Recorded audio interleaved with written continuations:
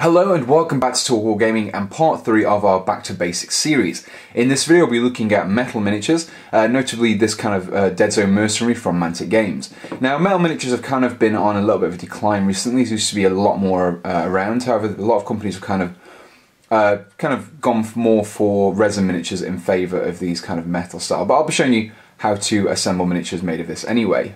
So some of the tools that we will need for this tutorial are, first of all, a bowl of warm soapy water. Just an ordinary dish soap can be used in here. We'll be using this to clean the miniature. Let's put that there. We'll also need a pair of metal clippers as well, just to kind of remove any bits of kind of flashing that are left on the miniatures. We'll also need some of these hobby files, and these can be used to kind of just remove any mould lines that have been left on the sprue.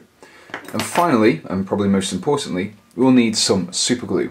Now you can't use plastic glue on these metal miniatures because obviously they're metal, but the super glue will create a nice firm bond, whereas a plastic glue, as it works on more of like a welding effect, it won't work at all on the metal. So those are all the tools that you need. Let's show you how to assemble the miniature. One of the first things you'll need to do with your metal miniatures is wash them, as this often come with kind of release agents that have been left on the mould from when they were cast. This can be done with just a bowl of warm soapy water.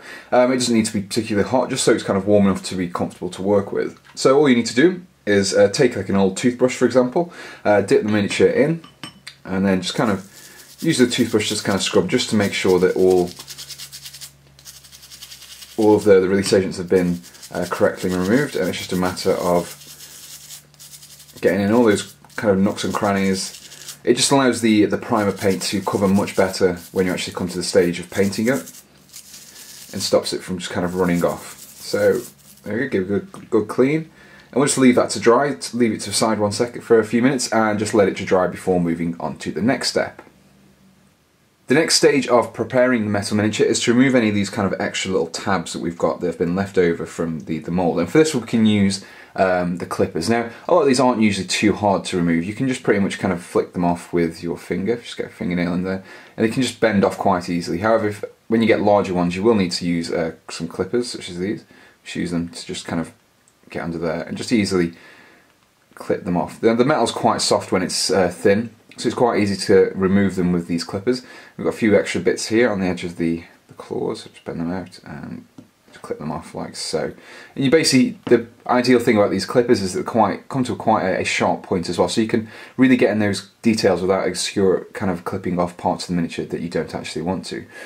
So once you've kind of removed all these little extra flashing points, and these can also remove for if sometimes you might get a metal miniature on like a mini sprue. So if you have something like that, you can just clip them off quite easily.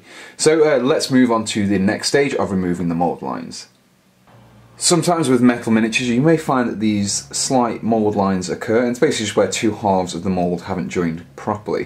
Now, these can be quite easily removed using a precision file. All you need to do is find a relatively flat area, such as this one, and just use kind of like a motion that kind of goes against, so it's perpendicular to the mould line.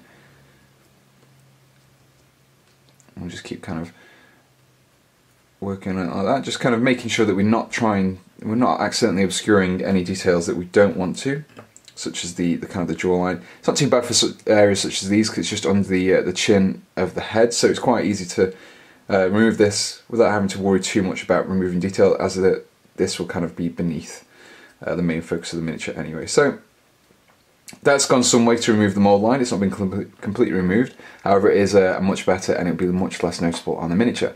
So this can, you've got 3 different files in the Army Painter set. So there's the flat one, which is flat for the major flat areas. This is the kind of angled one that I've just been using for more precision work, and this rounded one as well, which I find quite useful if you've got more of a curved surface and you can just kind of run this along quite easily. So that was how to remove the mould lines. The metal is usually quite soft, as I mentioned, so it's usually not too much work to remove them with the files.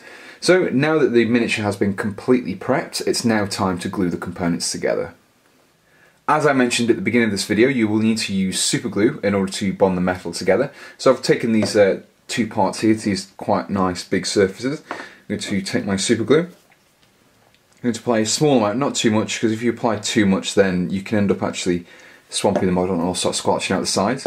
When using super glue, be very careful not to get it on your fingers, as it's exceptionally good at gluing skin together, and it's can be quite painful when you're trying to prise your fingers apart afterwards.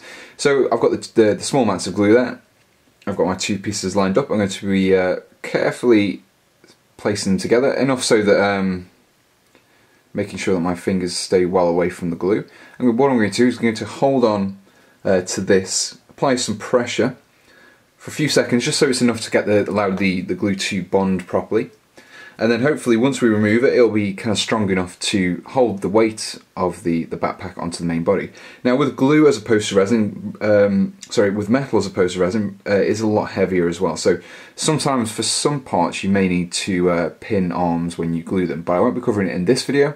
I'll be doing like a dedicated video to applying pins. It's essentially when you drill a hole and put a bit of paper clip in there, it just acts as a stronger bond. But for the purpose of this video, I won't be covering it. So this, hopefully, when I remove my finger, should have glued sufficiently enough to hold the weight of the backpack. So there we go, it's glued on there. This will continue to harden over the next few minutes as well.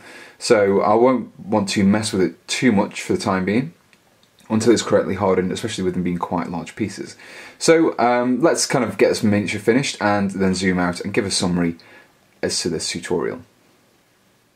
So here we have the assembled metal miniature, and all the parts have been glued together. Now this is quite a good example for how strong the Army Painter super glue is actually, because this is very heavy miniature. It's probably one of the heavy ones that I've got for this size, and it's all kind of managing to hold it on. The base is being held up quite nicely like that, just even though it's on the one leg, and all the arms have been glued, and it's holding up quite nicely. All of the tools that I've looked at in this tutorial, the clippers, the files, and also the super glue are actually available in a kit from the Army Painter. It's like the metal and resin assembly kit as well, so you can take a look on their website and you can actually pick up these. Very nice tools overall to use, and half the job when it comes to assembling miniatures is getting the right tools for the job. So that was how to assemble metal miniatures. In the next Back to Basics video, I will be looking at how to assemble the material. It kind of goes under a few names. It's known as sprueless plastic, plastic resin, or restic. So I'll be looking at that in the next video, and until then, thanks for watching and goodbye.